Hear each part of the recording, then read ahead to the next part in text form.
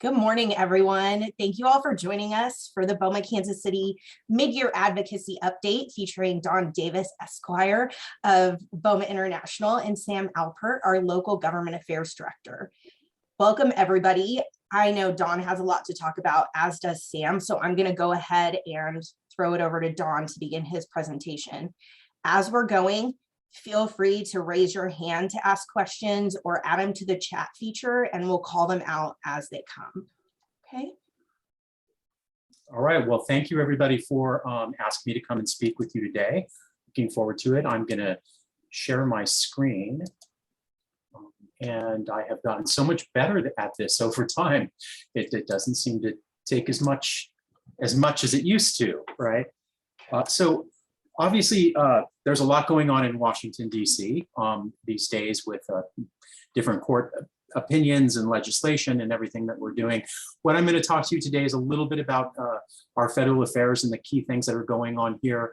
I'm going to touch on some state affairs things and particularly take a look at the results from our annual survey on state affairs, and then talk a little bit about codes. I think that there were some questions that had come through previously that I had taken a look at, so we can make some comment on that.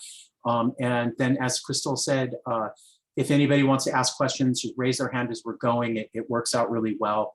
That way we can get started. So first thing I was going to talk about is the Infrastructure Investment and Jobs Act of 2021, 2022. And I think this is the legislation that was already passed at the beginning of the very beginning, end of the year, and end of last year, beginning of this year, that dealt with a lot of infrastructure. And it is the legislation that so much going on there, but it is the legislation that actually has gone through to the states and that there's money that has been received. Missouri received $2.6 billion through this program. For state programs, there's other money that was done on the local level for more local issues. But what we looked at here was money for roads, bridges, and other major projects, particularly upgrades to the electric grid and broadband expansion were very important to us. As we start to think about some of the other policies that are moving through, whether it's electrification, whether it is increased electric vehicle charging, these are all things that are impacting the grid significantly. And we're looking at ways for the federal government to support that. I don't think Missouri has had the same kind of problems, let's say, as we'll pick on Texas right now. As you can see, Texas is, when they actually have impacts to their grid, the grid tends to collapse. By the way, it's no different than significant parts of Northern California. So I think that this was a very important program in terms of addressing those issues. Public transit and EV charging station networks were also funded.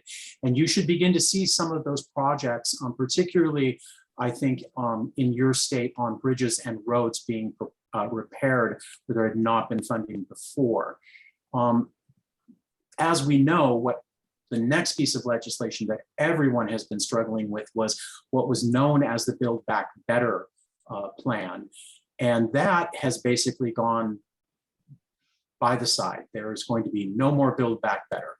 However, the Inflation Reduction Act of 2022, which is what everybody has heard about over the last, 7 or 8 days now, with Senator Manchin from West Virginia making agreement with Mr. Schumer about moving forward with this legislation.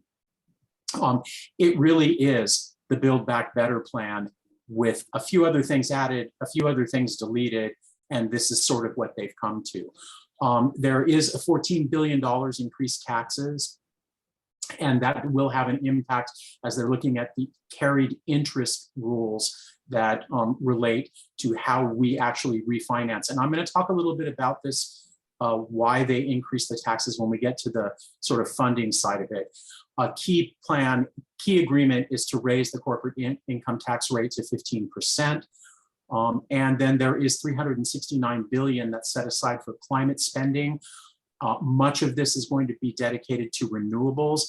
Interestingly, it's not on the slide here, but I like to throw in some stuff that I've been doing. We held a meeting with Mercedes-Benz North America on Monday morning, and some of the other auto alliances were in there. And they're talking about these issues with the build out, that they're saying, well, you know, we can't really build more cars until we have places to charge them, which is kind of an interesting thing. I thought their battery technology was their limitation. But what we've been raising with them, and I think what's incredibly important for building owners, is that they continue to, and by the way, Mercedes-Benz a little bit more on our side on this, but the auto manufacturers continue to push this idea that people ought to drive to work and charge their buildings in the basements. And, you know, what our concern and issue is over that is, one, they're ultimately going to have these charging stations viewed as a public utility. They are that significantly impacts the sort of ingress and egress to our buildings. Now we have this conversation about our private property rights versus the rights of the public to access our property at will. That raises a whole bunch of issues. You can't just leave the basement or the parking structure open. In many cases, you know, to be able to move forward with that. We also have a lot of concerns over EV charging stations as they relate to, are we actually creating utilities? We can't sell electricity. The public utility commissions in the states at the local level control that. And so we're very much focused on that. This is one of the things I've been working on this week, is how do we make sure that policymakers understand that we support EV charging stations, as long as they respect our property rights and our business models. There is some significant changes into the carried interest here. Basically wanting to change it from right now from 3 years to 5 years. That would increase tax revenue.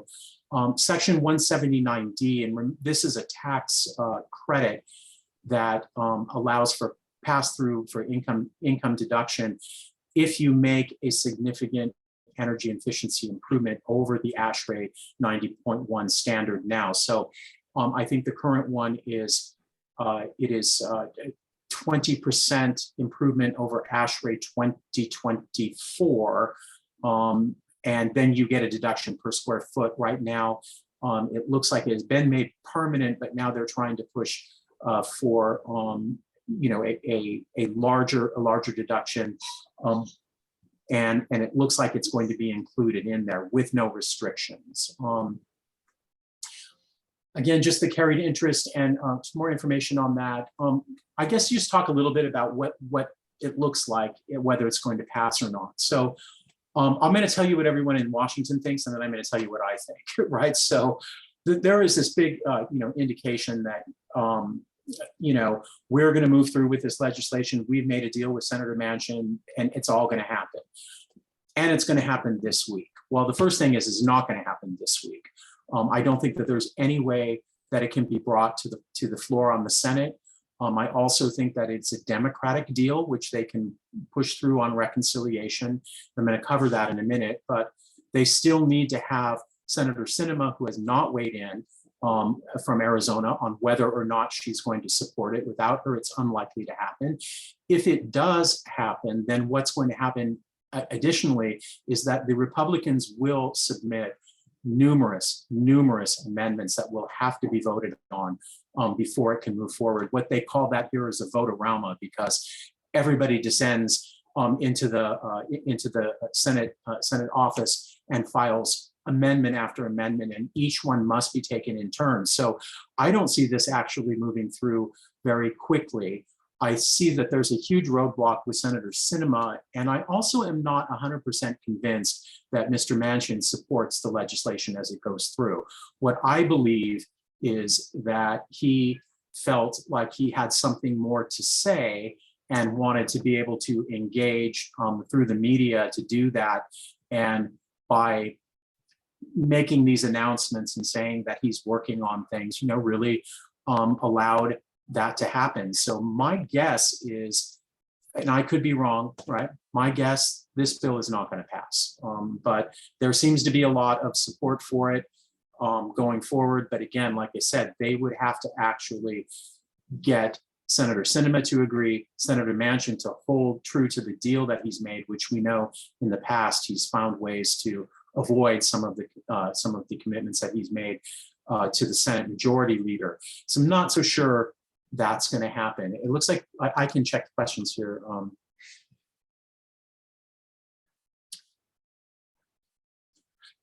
one of the questions here in comments was that, charging at work is going to change the demand.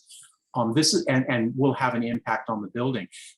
This is absolutely one of the arguments that we're making. So if you come in, think about it this way: all electric generation has to be minimum to meet whatever the potential peak demand would be at any particular moment. So when you look at noon in a place where it's hot, and I think Crystal was just saying, oh my God, it's so hot here today, right? Noon, everyone's got the air conditioning going full blast. You come in and now start charging all of these at peak. It actually requires the utilities to increase the peak generation level for during the day. If it's not used, of course, it leaks and it's a waste.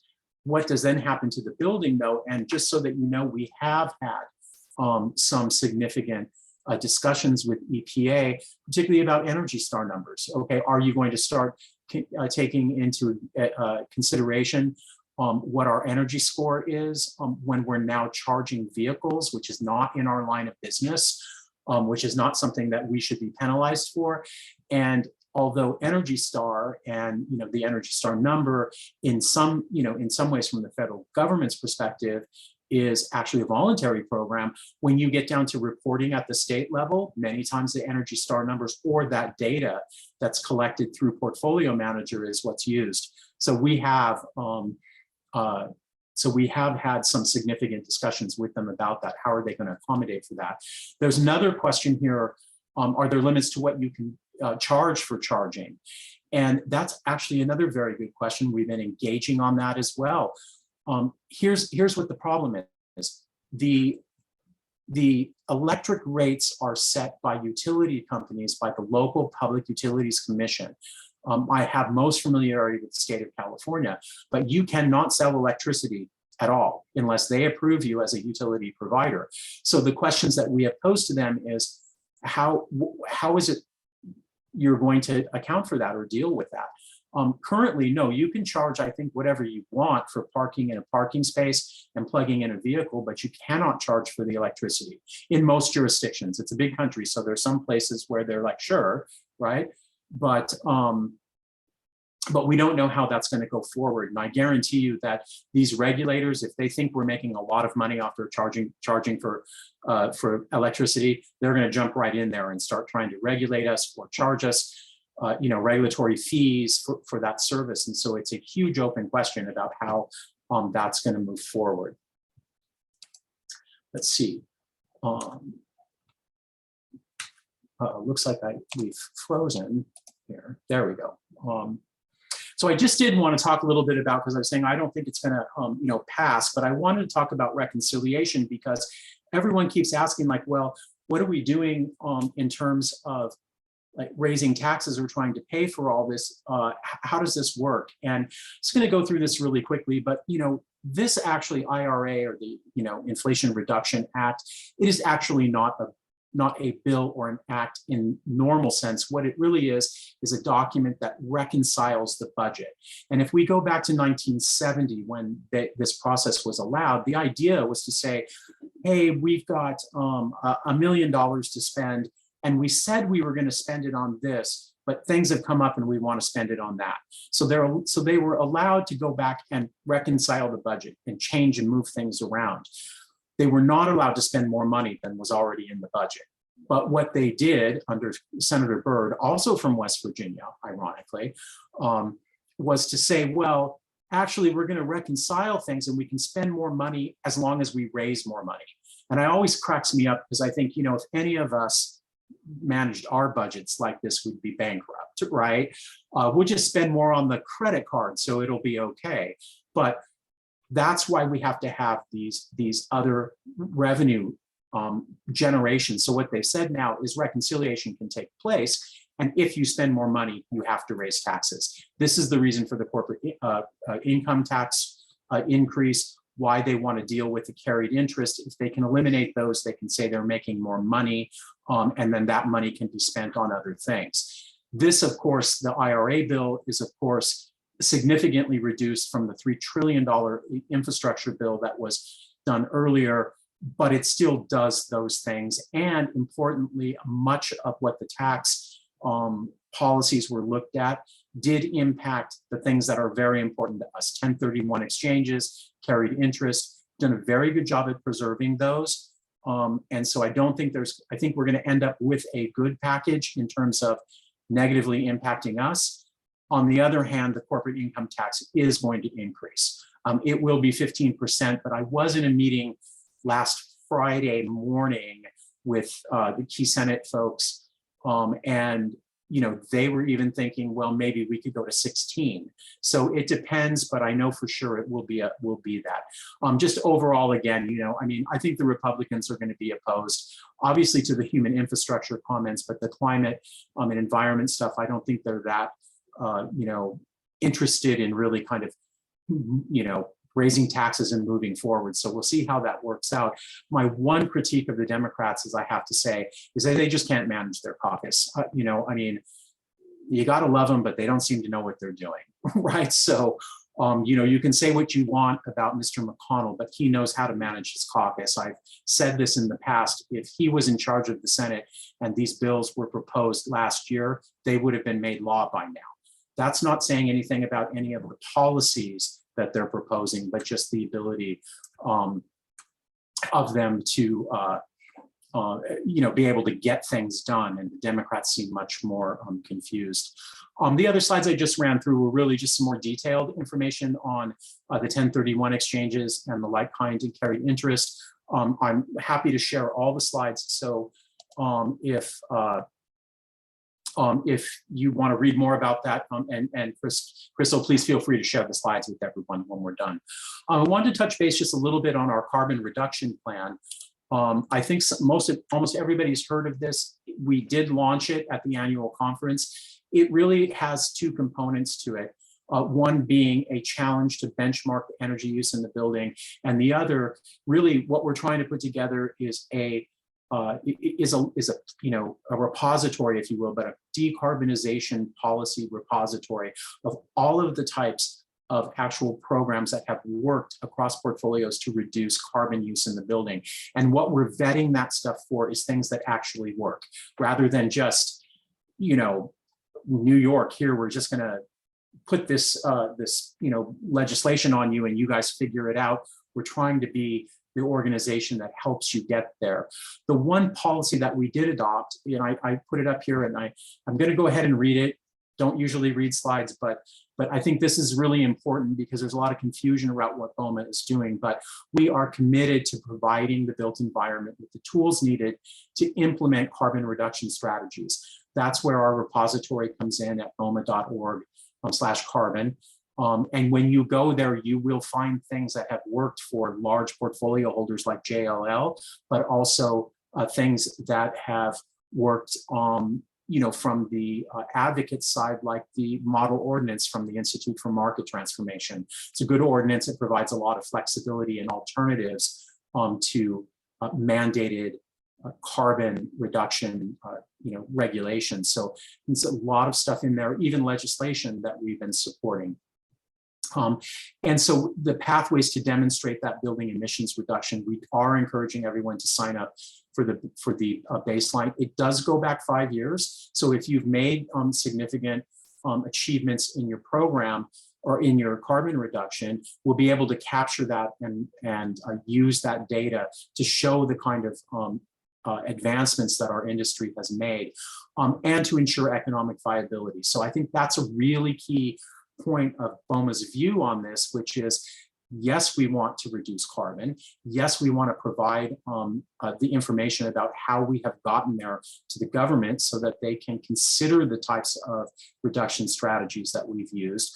But they have to understand that the way that we operate, the way that we make money in operating buildings has to be respected, and we have to find a way to bring them all together. Frankly, I think you guys know this as well as or better than I do. They're always looking at us saying, well, you rich building owners, right, that are going to make, all of these carbon reductions and you can just afford it and move forward. That is not the case. And what we're trying to show people is that we have very slim margins, on our rate of return on investment, that reducing energy consumption actually benefits our bottom line, but it has to be done in such a way that that we can still make money, we can still operate buildings and still support. Basically, this is a key, and still support the functioning of cities, right? It's what they're all after. This stuff, we just, again, you can look at this, but why did we do this? Well, frankly, we've started to look at the need for this carbon reduction program because there were places like New York and Los Angeles and Miami where they were just putting these mandates through that didn't have any consideration for a business case approach. It didn't separate any kind of carbon emissions. In other words, they almost always lump us in and say, well, you're responsible for all of it. Well, the truth is we're not. There's automobiles, there's other kinds of emissions. And then again, the recognition that we actually have been good stewards of the environment. The program actually launched officially at the annual meeting. I would encourage you to talk to everybody about it and sign up for it.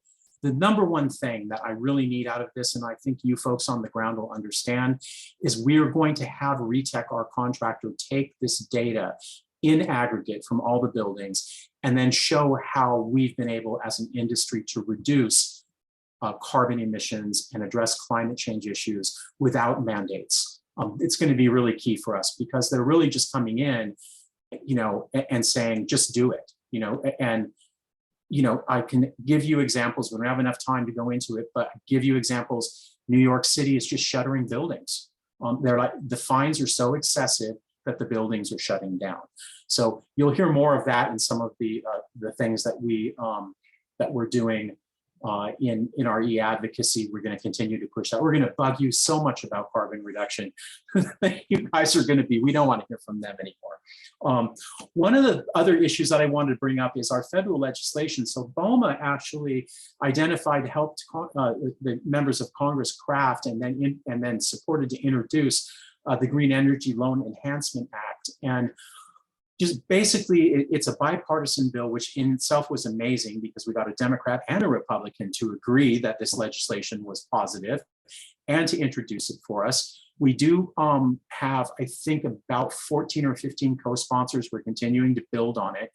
But again, this is again in response directly to the pressures that we're receiving for carbon reduction. In other words, they come in and say, right, great, we want you to pull out all of your on-site generation, right? Electrification issue, right? Or we want you to use a newer chiller. The response has typically been, well, our industry, hey, yeah, we would like to improve efficiency. We'd like the building to, but do you know how much it costs, right? It is an enormous expense. This is actually a small business program that will provide the capital that you need. It's the other part of sort of the 3 or 4 things that we're trying to do. We need to get the information out to you how to reduce. We need to demonstrate that we've reduced it, but we also need to help the industry find the capital that they need to make those improvements. That's what this bill does. So it works classic like a ongoing SBA small business loan program. You go to the Small Business Administration, you can apply and borrow the money. The equipment that you buy can be used as collateral for the loan, but it is at little or no interest. And the payback period, I think, is extended according to what's all the loan agreements and whatnot. But I think this is a really great program. It's up to $10 million that you can borrow for a 10% energy efficiency improvement to the envelope. We're going to continue to be pushing this. What we really need you to do is to reach out to your members of Congress, whether the Senate or the House, ask them to become a co-sponsor. We can contact my office. Pierce Crossland here is managing this program, or we can, and I'd love it, anybody read this later, if you just text SBELEA to 52886 on your phone, it will automatically tell you who your members of Congress are, who your senators are. It will craft a letter, it will put your name in it, and it will email it all in about 5 seconds. So I'd encourage you to do that. And if anybody, by the way, finds this Capital Canary program to be really awesome, it's also available to be tailored to the state, to contact your state representatives, and for the issue that you may have, that's up to you. So Sam might find something that he wants to send out letters on, and this is available through your local association to be able to use that. We continue to work on workforce development. Couple of important programs here, but I'm going to just kind of jump through this because I know we're running short on time. But we did have our state workforce development toolkits released during the annual conference in July. And basically you can go onto the website, you can find that. It will give you specifically for each state. For Missouri, it will tell you all of the programs that are available, apprenticeship programs, funding that's available, federal funding that's available, different programs to try to get folks into sort of the pipeline for filling the jobs that we need across the industry. One of the things that I think that we've done that's been great is that up to this point, the three main job classifications, facilities manager, project manager, and I think it's environmental engineer, had not been recognized as by the Department of Labor or the Department of Education as jobs that qualified for Pell Grants or other federal programs for workforce development, i.e. apprenticeships and reimbursement for salary to employers. We've actually achieved that. They have actually in the last month approved our program. There's one more thing that they're trying to do, which is to make sure that the education component that goes with this, the things that are offered by BOMA or by BOMA through the foundation course, whatnot, are the proper education programs. But they're so that's another great, I think, advancement that we've made. We're working with CSG, the Council of State Governments. I think this is really important. One of the things that happens here at the Council of State Governments is that they endorse state legislation. So they have a book with legislation that they think is positive for the states. All of the states from across the country can take a look at what's in that book and say, well, this would be a good piece of legislation for us. And then they can go and introduce it. But they take a lot, they put a lot of stock into what is in that book. And so we are actually in the process of proposing to the Council of State Governments legislation that will require utility companies, regardless of what your relationship is with them, to provide you with the reporting information that you need. So here's the scenario, basically. You have come into a building, but your local industry, your local jurisdiction requires you to supply 5-year or 7-year energy whole use building data and energy usage to whatever agency, but you go to the utility and the utility won't supply it to you. We don't have a relationship with you. That was the other person that owned the building. Your tenant is the one that has this data. And we have found that this has turned out to be a huge problem in many jurisdictions. So we're working on that to get that in the book approved. And then you folks can, at the local association level, can determine whether or not it be something that you want to pursue if you're having that problem. We continue to do our state and local policy briefs, electric vehicles and charging stations, the building collapse and suicide. We did vaccine COVID policies. We did an IAQ energy usage just a few months ago. Homelessness document was actually released 2 weeks ago. And we're now taking a look at electrification, which is the process of requiring that building owners remove all on-site generation and take everything off of the grid. That's going to come out in about probably another month or so. All of these are available on the BOMA website. And I think the one thing I just kind of wanted to jump to before I wrap it up here is on the annual issues survey, because folks at the local level kind of seem to find this really interesting. This is done from all across the country. This year, we got a pretty good response, I think about 55 out of the 86 associations, but spread across the country. And what we did basically ask them is, of these issues, what are your number one things that you're concerned with? So COVID response, well, reopening and occupancy policies, 75%, and building operation mandates liability protection. We continue to work on the what they're calling the PREA Act, which is the pandemic insurance risk. We're trying to get to that, move forward. Reopening policies, obviously working on all kinds of stuff like that. And we have a new tenant survey coming out from our executive office towards the end of the month, which Christelle will get, and then everyone can take a look at it and see if they agree. For financial challenges, commercial rent tax, and you can see the rest of them. The one thing that's really coming up, and I'm starting to work on this in California, is the real estate transfer tax, where state of California, many of the jurisdictions have just said, we're moving to a very high rate. San Francisco has moved to 4%. They just put a 6% transfer tax rate from 0.25% to 6% in LA County on the ballot. So we're working to try to defeat that, because we, again, will see if they think they can start raising money by transfer tax, I guarantee you're going to see it. Property access policies, homelessness, the document has been released. Crime and safety, I think you folks have seen what we have, but again, a lot of good information on how to address these issues, particularly homelessness, up on the website. And then sustainability mandates, required energy benchmarking, carbon and climate policies, and electric vehicles. And we are taking steps to address all of those. And then let me just wrap it up quickly on the code bodies. We continue to work with ASHRAE and ICC. They're in their 2024 code cycles right now. And so what will happen is obviously those will be updated. The ASHRAE 514 is something that we're looking into as new, because they're trying to make that they're trying to get, obviously, develop it as a standard, not a guideline, and then have the cities and states adopt it. It's dealing with water quality and Legionnaire's disease. So we're participating in that. The one thing that I was asked about was inspection guidelines, and it looks like Kansas City ordinance on inspection. We have been seeing that not only from ICC developing a concrete inspection, but also as a result of the Surfside collapse, which I believe may be the basis for the implementation of the local ordinance in Kansas City for the inspection of older buildings that are 4 stories or higher. What we're seeing on the ICC level is this movement towards core examination. And so what they want to do is, in the inspection, require that you do core drilling to determine the tensile strength of the rebar.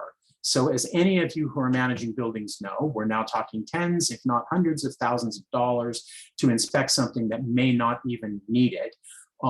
Because, for example, if you were in a non-marine environment, right, in Arizona, let's say, why you would have a requirement for, a salt inspection on, cement encased rebar is a little ridiculous. And so we're obviously working on that and trying to oppose that. So there's a lot of other things we're working on. I'm right at a half hour. I think I may be a minute over, but I certainly appreciate that. And I did try to get to most of the questions that came in. So with that, I'll turn it back over to you, Crystal, to see if there's anything else that anybody wants, and I'm going to stay on till the end. So thank you. I think you did perfect. And that leads directly into Sam to talk about the ordinance about facade maintenance. Is something we've been talking about for a while here locally, and also the energy efficiency standards. So Sam, are you ready? And thank you so much, Dawn. You always do a great job. We love having you. Thank you. Morning. Thank you, Don. And you gave me perfect lead in as you were closing on some of the proposed ordinances here. Crystal, can you put up the considerations for periodic structural building inspections? This emanates from the Surfside collapse, as Don alluded to, and has been the history of over the years. Building failures results in several local initiatives, and for the most part, it's covering themselves to show the public that they're concerned about public safety. The issue for us is that this becomes an unfunded mandate without a whole lot of definition as to the extent of the inspection certification. And what sort of certification, by the way, is a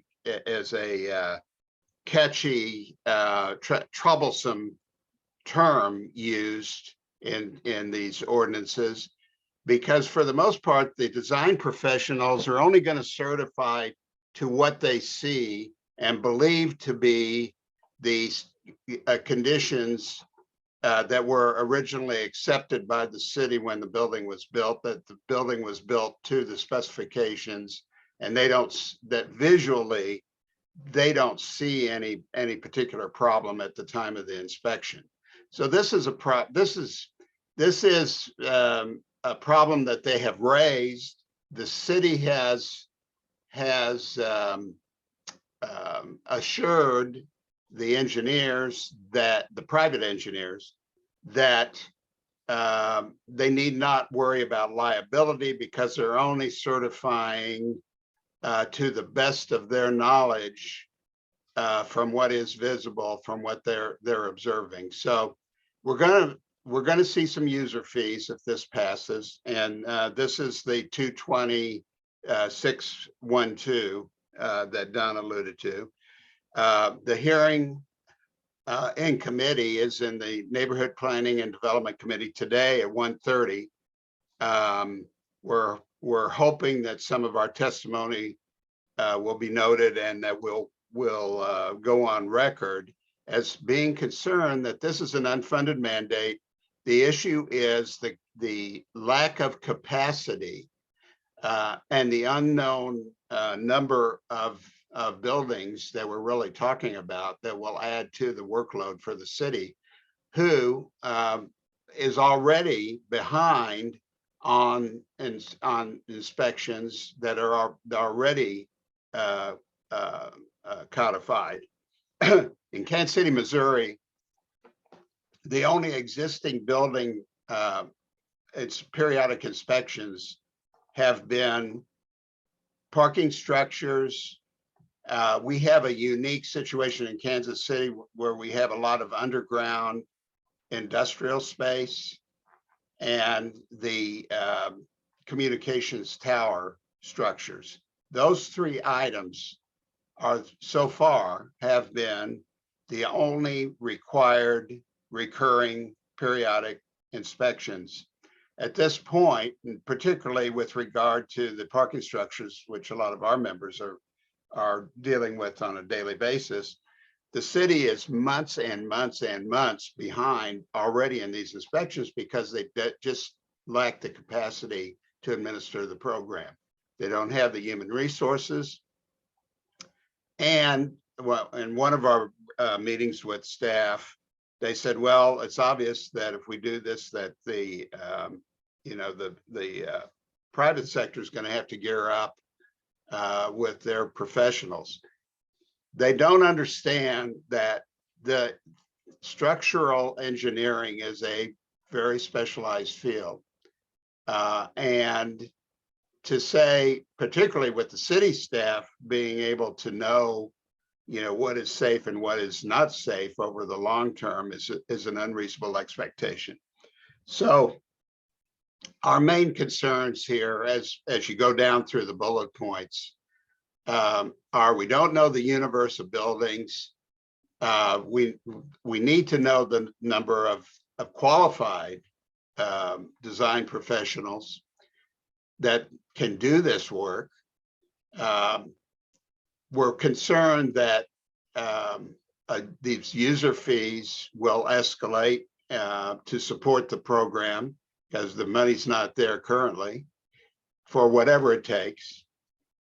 We're worried about subjective interpretation of what is required in these reports and what may come out of that. And back in 2019, BOMA Kansas City adopted and presented to BOMA International a paper. We'll put that up in just a minute. I'll get through these points. That was the facade maintenance best practices policy paper in anticipation that we would be dealing with this issue at some point. So The last item on my concern list has to do with buildings that received financing through the utilization of historic tax credits. Many of them will fall in this category, the pre-1950 constructed buildings, which will, there's no doubt that as time goes on, if this goes through, we will continue to have newer buildings inspected. What triggered the concern here is that when Surfside occurred, some of the city council and the mayor observed that the parking structure under City Hall had some serious defects in it. And the original intent was, well, we should really take a good hard look at our public buildings. And then what morphed out of that was, well, we better look at the older, taller buildings over 4 stories in height. And as a result of months of discussion, now they're wanting to start a little bit slower and going back to the older buildings with height. So there's no question that some of the buildings that were done with the tax credits were precluded from some favorable structural enhancements that would have otherwise taken place if the exterior walls in particular were part of the structural system. So there's a concern there. Can we put up our policy for just a second?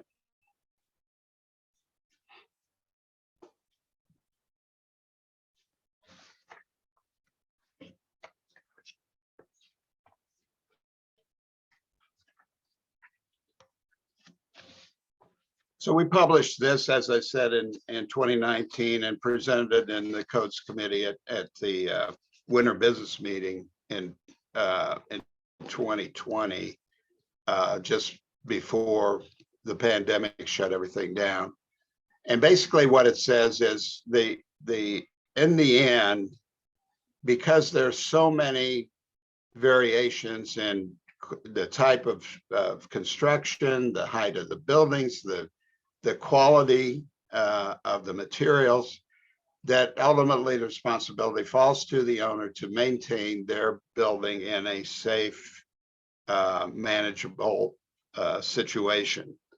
And as technology advances, there will be better and easier ways to do these periodic surveys that line of sight inspection on a periodic basis, where that will actually be useful. It's obvious that some things, if you've got some defects developing, you're going to start seeing some visible signs of it on the exterior of the buildings. And our best practices said 10 years after the initial certificate of occupancy is issued, we should be doing 5-year interval inspections of our buildings to be sure that the facades are being maintained properly. Unless anyone has a question at this point, I'm going to move on to the more critical issue.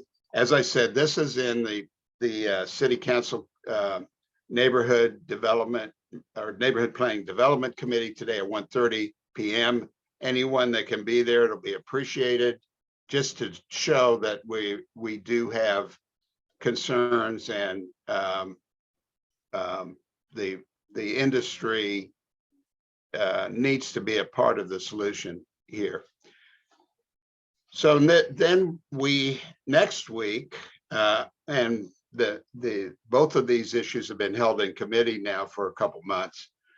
Next week, we'll be talking about the adoption of an unamended 2021 IECC, the International Energy Conservation Code, unamended.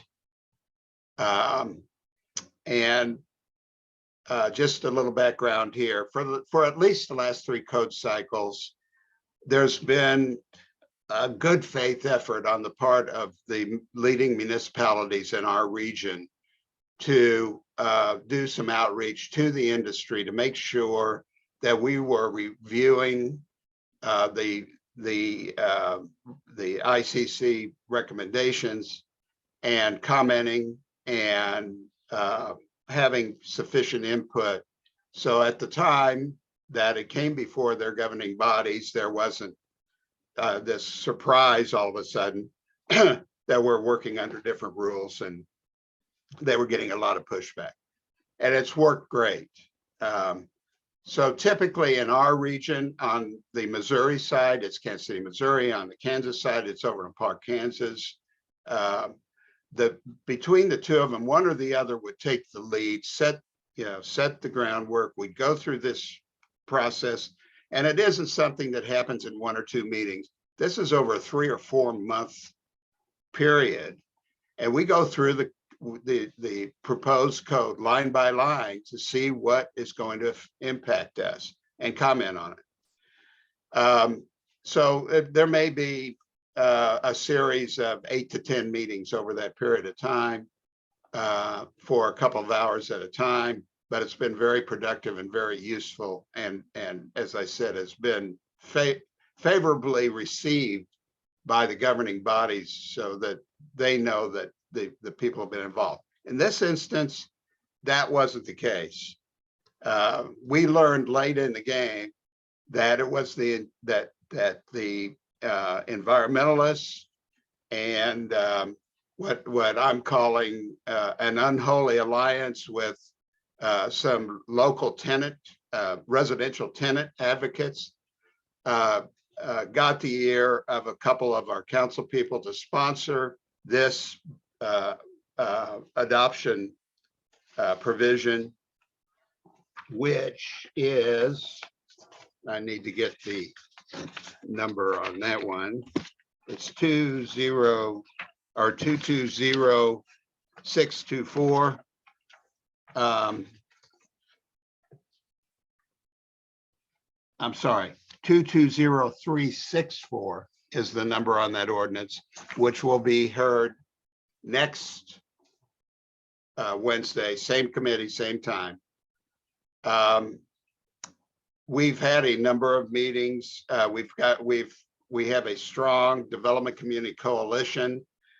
In this instance, it was really the home builders that came earlier with the most compelling case. And can you put up the home builders letter and their numbers?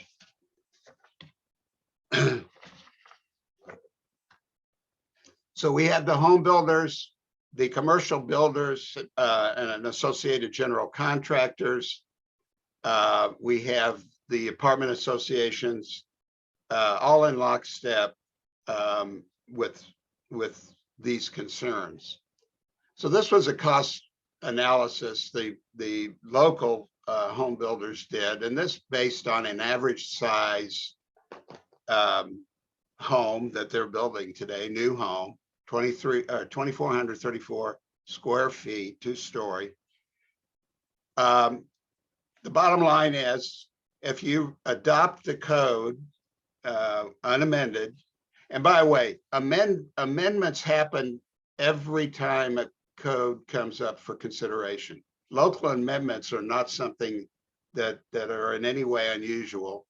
The amendments are made subject to the needs and requirements of the local municipality and its stakeholders. We understand that only Austin, Texas has adopted the 2021 IECC unamended. It's the only city in the nation that's the case. So the price of this new home is increased by $32,000. And if you can scroll down on that.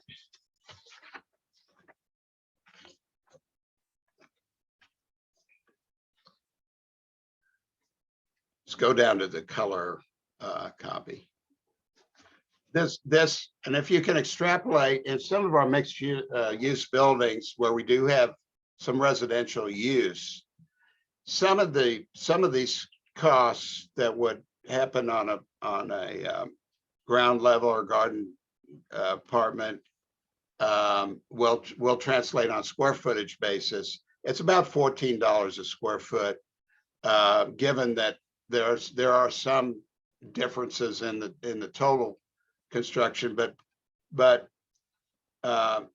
this illustrates that the energy savings here is in no way related to the initial cost, the initial additional cost for someone to get into this home.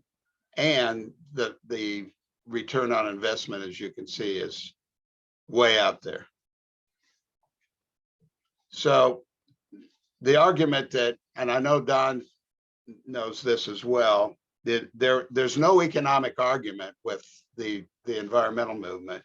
And as he said earlier, the development community ought to be willing to go do this regardless of cost. Cost shouldn't be any consideration whatsoever. So here again, our compromise suggestion, and I need to touch on one more item before we go there.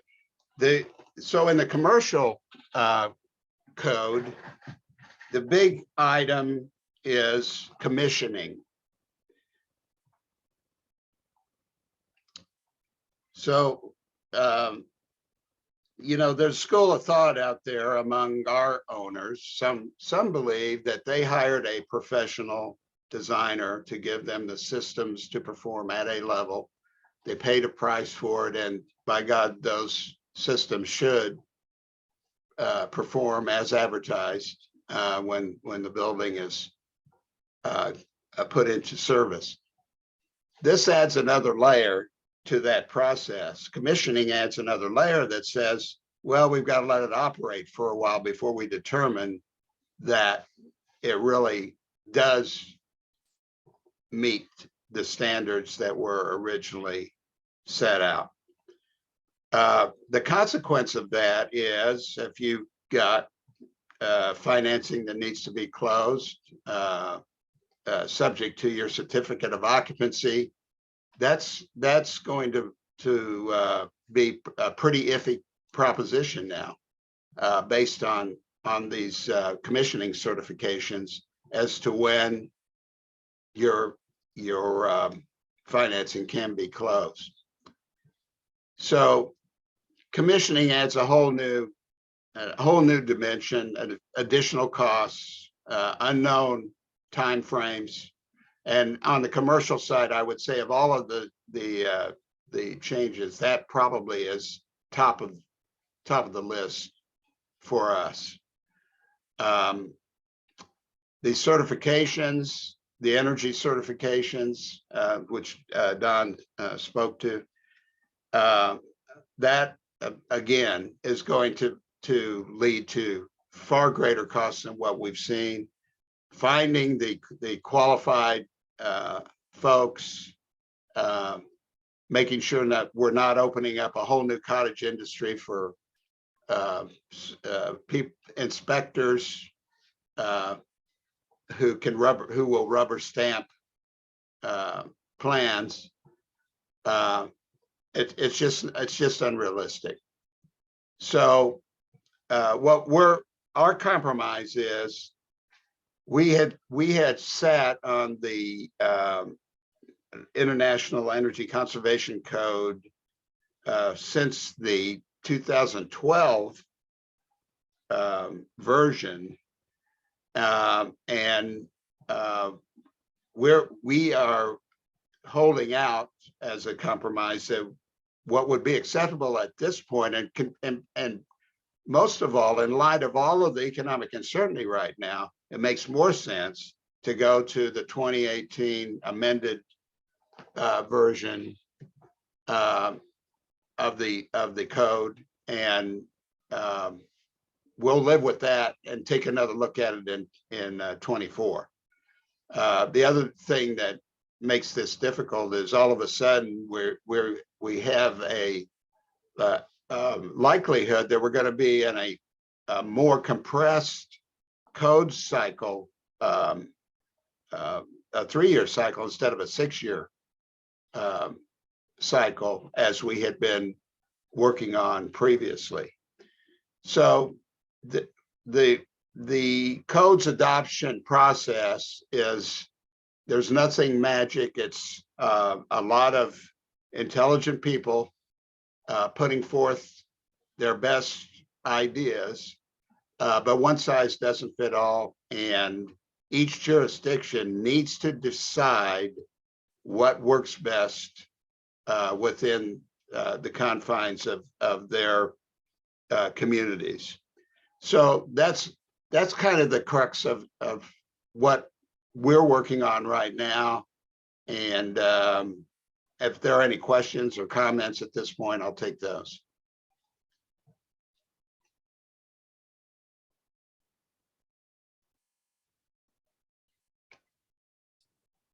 Does anybody have- Don, do you have anything, Don, on any of that?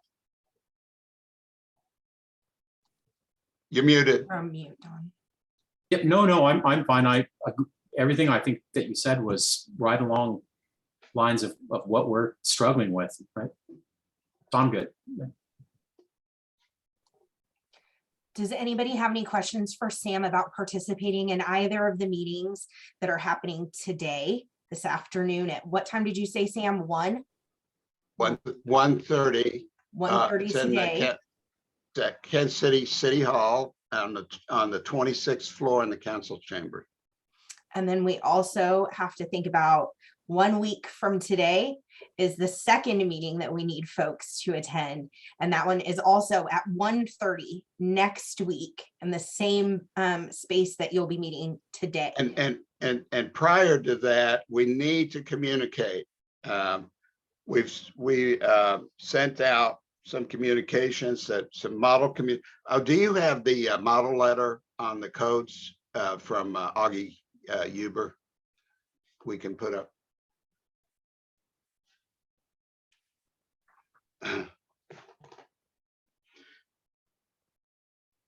We know everybody's busy, and it is it's always an inconvenience, but these things are so important. They're going to affect us for years and years and years. In my time, I can't recall a rollback of any major provision. We can anticipate once something's codified, it may be amended to our detriment as time goes on. So now is the time that we need to let our concerns be known. Augie Huber with Huber Construction he chairs a construction committee for the city. And his question to staff was, wouldn't it have been proper for the chair of the construction committee, the appointed chair of the construction committee, to have been notified and asked to comment? And the defense was, well, we were told by certain members of the council that it was no longer productive to have the industry participate in these run-up discussions. And so tell us why that's not the case. So that's kind of where we are today. We were able to get the measures held in committee for a few weeks, but we do have to come forward with some compromise. And we think we've done, BOMA Kansas City has done a fair job of coming with our own solutions and being good players. And as it, yes. We have a question. Oh, someone left, I guess. Yeah, that was just saying bye. Yeah, I was saying bye. Yeah, so this letter I thought was excellent. And we need to have your ideas placed in your words. Some of our concerns placed in your words, paraphrase, and put on your letterhead or your email or however you can communicate. And if you can show up in person, even better, so that we go on record. And as time goes on, you know, if those records become valuable if we should ever wind up in court for any reason.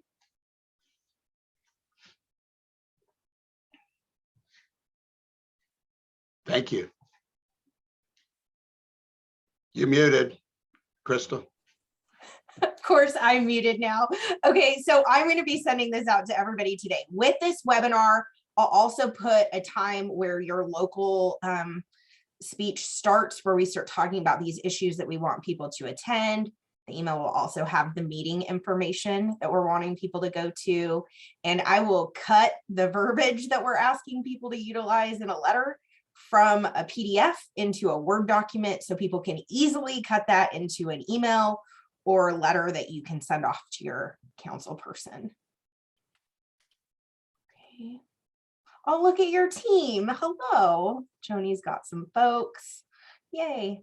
All right. Thank you all for joining us. Does anybody have any questions or have any last final things? No? Can't tell. Am I unmuted? You're unmuted. Okay. I just wanted to thank both of you for all of the work that you've done and the presentation. I greatly appreciate it.